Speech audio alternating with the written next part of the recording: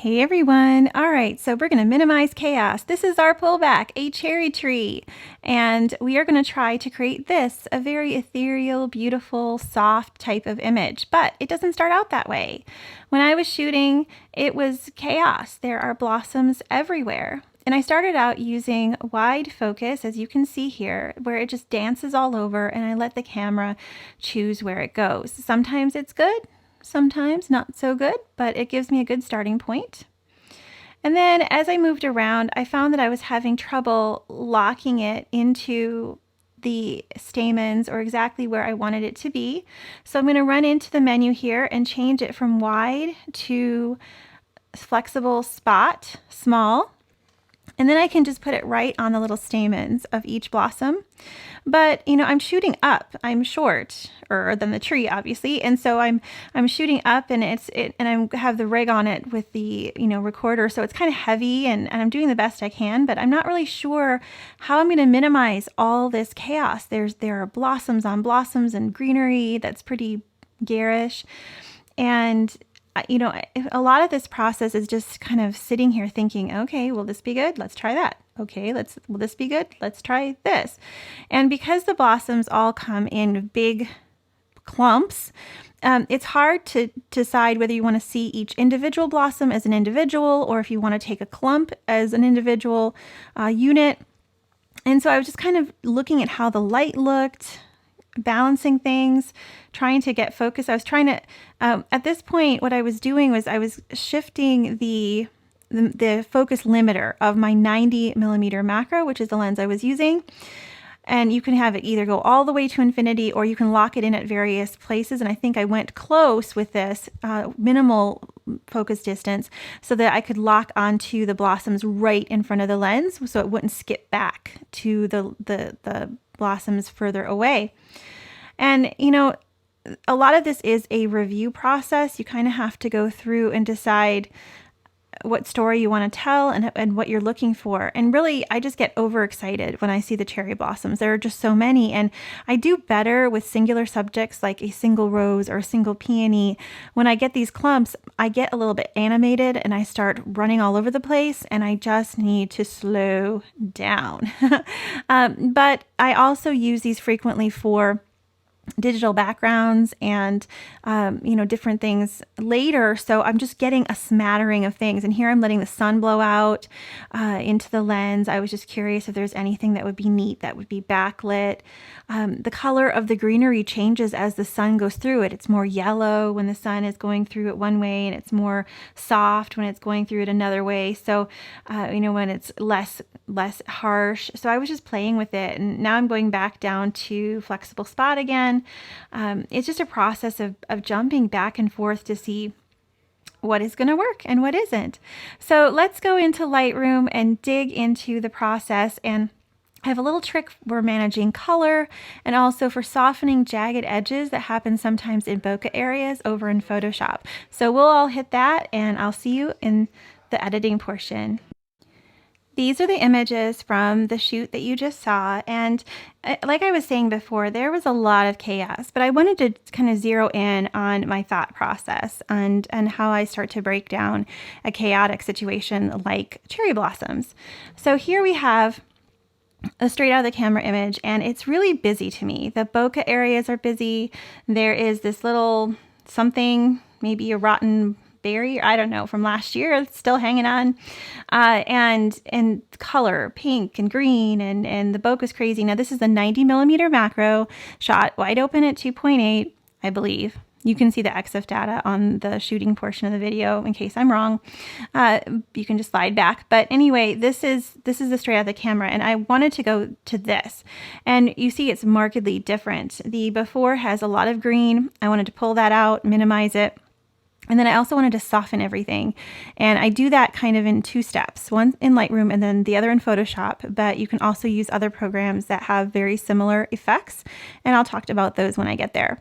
All right, so how do we manage this? How do we manage this? Well, I wanted to go to the original here. And first of all, I cropped it. I felt like it needed a bit of a crop. There was just so much happening in here that I needed to minimize the chaos a bit. And I think I went in to 16 by 9 because I tend to use it for video. So that is the crop that I more or less settled on. And I really like to have images printed in that ratio just because they seem very dramatic and cinematic that way. I also like squares. I go both ways. Anyway, so the first thing I want to do is get rid of whatever this is. I believe it's probably a leftover blossom, or sorry, cherry with, that's hanging on.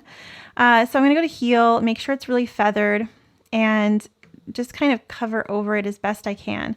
That wasn't the best option. So let me make my brush a little bit bigger and kind of sweep across here. Just scrub it over and then pull it down.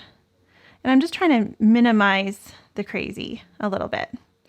And now I'm going to zoom in because there is a bit right here that I want to make go away, but I need it to be tiny. The brush, I mean. The brush needs to be small. Using my bracket keys, and I'm just going to go in there and let's see what clone does. Nope, it has to be heal. And it does that thing where it zips out of the frame, and that's always hard. So just trying to blend it in as best I can. Really, once it's gone, the eye doesn't notice it, and you're not going to really hone in on it. It's just that getting the edges somewhat decent. All right, so I went in ahead and I made a preset, and I want to break that down for you so that you can see what I did, and you're welcome to follow along and create a preset of your own, just like it. Presets are at the bottom. Now I have one called Cherry Blossom Muted. Cherry Blossom Muted, and it really softens everything down. And I wanted to just show you some of the problems that I had as I created this preset.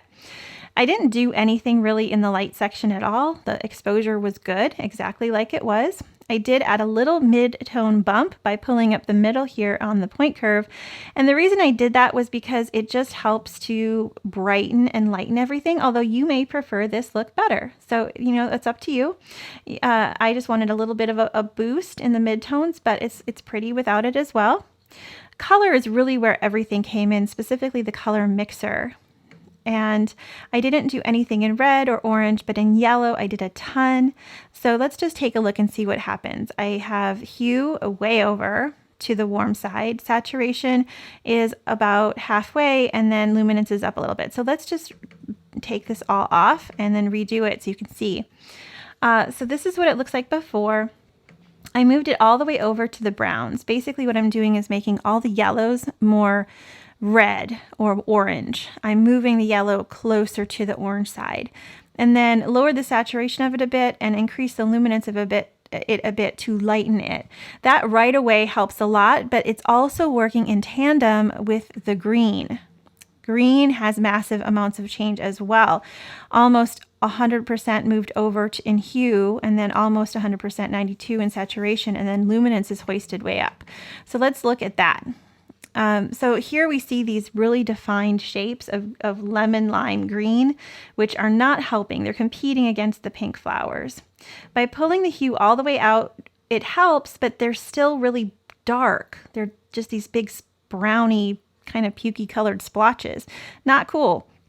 So then I went in and I lowered the saturation quite a bit, and they still were quite dark. Better, and I could probably leave it there, but adding a little bit of luminance, not too much because then the shapes start to get lighter again, but there's a happy spot where just enough luminance sort of blends it in with the pinks and the blown out areas in the bokeh in the background, and it looks good. So that is my happy spot, and that's kind of where I stayed. I don't have sharpening in this preset, but usually when I go through, I make masking meet sharpening, but I still wasn't happy with the bokeh area. I felt like it was still a little bit messy and I didn't like it. So I'm going to show you how I fix it in Photoshop. All right, so this is the original. Let me take my little things off here. So this is the one that we brought over, but you know what? I forgot to show you something that I did first. I have to show you in Lightroom. All right, I did use a radial. So I went in here to the radial gradient, and I just isolated the flowers and hit invert. This makes it happen whatever I do on the outside of the flowers. So it's going to happen out here. And what I did was I lowered texture and clarity a little bit, and sharpness a little bit and increase the noise reduction. Basically anything that smooths anything, I added it to the outside of the circle. Now, in order to do that well, I have to look and see where it's happening to the image. So I'm going to go in here. Actually, I'm going to go find my circle, my little dot here, and activate it. I need to erase it off of some of the flowers because the feather's really high. I could bring back the feather a bit as well. Let's see how that helps. That starts to bring the flowers through more. If you find that the radial is still spilling onto your subject too much, you can absolutely go in here with a little eraser brush and get it off of the flowers themselves, and then we're golden. The big thing that I was accomplishing here, though, was smoothing everything out, like wiping out the texture. If that is not working as well as you'd like it to, then this Photoshop trick is something else you could do, either on top of it or instead of. Okay, so back to Photoshop. What I've done here is added a separate layer, just duplicated the layer, Command J, and I'm going to just do it again for you, Command J. And then I go up to Filter, which is off your screen, and I go down to Stylize and Oil Paint. And the settings that I like to choose are all the way over to the right on Stylization, Cleanness, Scale, Bristle Detail, and then the Lighting Shine is all the way to the left. So they're configured this way. And what this does is it makes the flowers seem really swirly, kind of. You can also use iColorama to do this. They have a section called Flow, which does exactly the same thing. But I don't want to leave it like this, so I'm going to add a layer mask by going to this little icon down here, hit B for brush, and then I'm going to go up here and lower my opacity to 50%. I guess it's at 50%. And then I make sure I have a black mask because it has to be the opposite. White reveals and black conceals. So I want the black brush selected because I'm wanting to conceal the effect that I just added, and I just take it off of the little stamens of the flower like that, just clicking on it, and then I can lower the opacity a little bit as well. So that creates a nice soft, ethereal, dreamy background, very similar in nature to this one, just a little bit less, just a little bit more smooth and creamy. It makes it very, very creamy. Now you may notice that the Photoshop version is a little bit brighter, and you can go ahead and do that as well. You might add just a little bit of exposure, and then I might actually go in here and lower the saturation more on the yellows. You can get away with more saturation removal if you go to Photoshop, because see, this is what happens if you get too much saturation removal. Do you see that really sharp line? We don't want that. So there's limits to how much we can remove colors from other colors without it starting to really show its ugly head. And there's this sweet spot that we kind of have to hit in order to make things work. And because of that, you just have to continually play a little bit, and that helps a lot. So over here in Photoshop, I think probably what I did before I came over there was I likely messed with some of these colors, made the hue go all the way up to the magentas, all the way over to the warmer pinks. See, it's a little bit more purple pink by nature, and moving it over this way makes it more of a warm golden pink, which I prefer a little bit better. And then I could go into purple here and also take any purples that are in this image and move them more toward the magenta side. So I'm again kind of warming up the purples or making the purple pink. And as you go through, I might take out some saturation of the orange, but see, then again we get this nasty business where we can, the more we mess with it, the worse it gets. Some colors you just can't adjust and have them look good. and that's a limitation. And I think probably what I was missing is just a bit of a mid-tone bump to get me close to where I was in the Photoshop version. The final thing that I like to do over here in Lightroom, you can bring this back by simply hitting Save from Photoshop, but I'm going to just skip back here right away so that you don't have to be bored with my waiting. So one thing I like to do is take the brush tool, and I'm going to have a fairly small brush, high feather, mid flow, meaning it's just going to put out half of whatever I put on the brush as I'm going. It just gives me a little bit more control. I might up my contrast and then just sort of paint that on any of the blossoms that I really want to pop. And then I could also maybe up the texture of those blossoms and maybe up the whites a little bit, or highlights, to make them stand out a little bit more. I could use a little bit of brightness as well. You can just start to massage it, and I like that the brush gives me so much control. Where you see, it's hard because this is a pink overlay on a pink picture, but when you see the flowers go murky, the murky part is the mask where I've painted those effects. And I'll take it off. And so that is the happy, pretty thing. And how did I minimize this? Well, the answer to the question is really, I found an image where bokeh is more in the frame than all the flowers.